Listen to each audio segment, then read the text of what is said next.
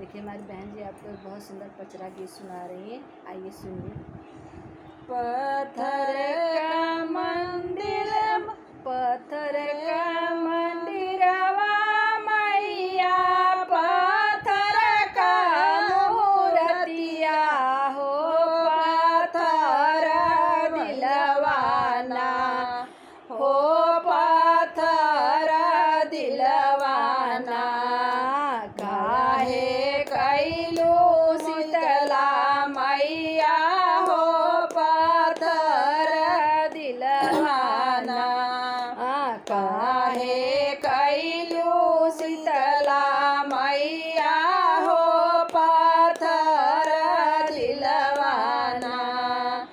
पत्थर का मंदिरवा मैया, पत्थर का मूर्तिया हो, पत्थर दिलवाना हो, पत्थर दिलवाना।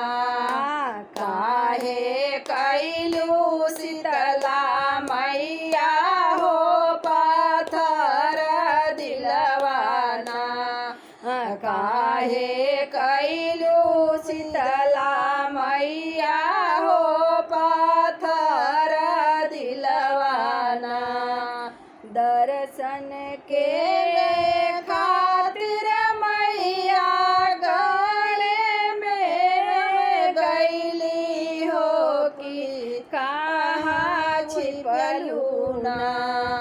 दर्शन के खातिर मैया गले में गईली हो, कि कहाँ छिपलू ना। हो मैया मोरी कहाँ छिपलू ना। काहे नानी दिहु दर्शनवा हो, कि कहाँ छिपलू ना। काहे नाही दिहु दर्शनवा हो, कि कहाँ छिपलू ना। पत्थर के मंदिरवा मैया, पत्थर के मूर्तिया हो, पत्थर दिलवाना हो, पत्थर दिलवाना।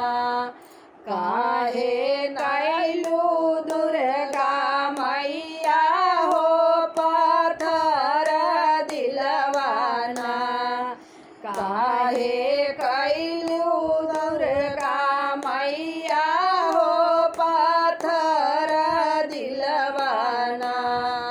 गौवा का लोगवा मैया, कहीं हम पगलिया हो, कि काहे दिहलू ना हो, कि काहे दिहलू ना। मैया मैं दर्शनवा हो, कि काहे न दिहलू ना। मैया मैं दर्शनवा हो, कि काहे न दिहलू ना। पत्थर का मंदिरवा मैया, पत्थर का मूर्तिया हो, पत्थर दिलवाना हो, पत्थर दिलवाना।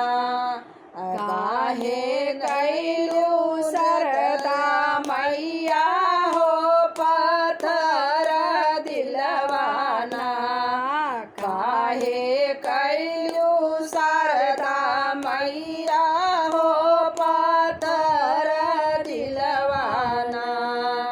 दर्शन के खातिर मैया विंध्याचल में गईली हो, कि काहे दिहलू ना हो, कि काहे न दिहलू ना।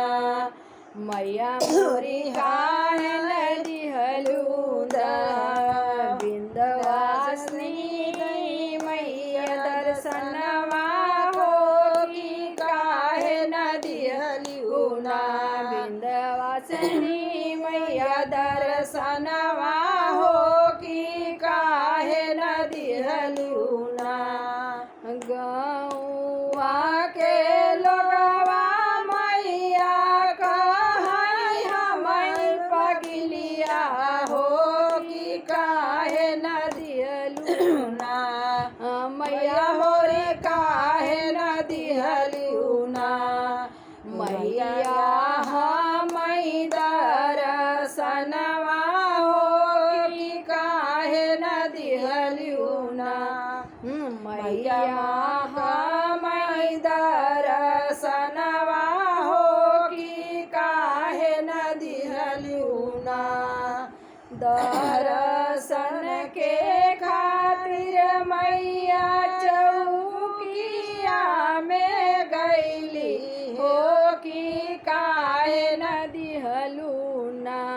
हो मैया मोरी काहे न दिहलू ना।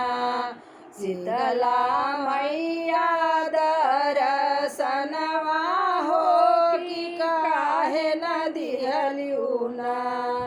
शीतला मैया हमै दर्शनवा हो कि काहे न दिहलू ना। पत्थर के मंदिरवा मैया पत्थर के मूर्तिया हो पत्थर दिलवाना हो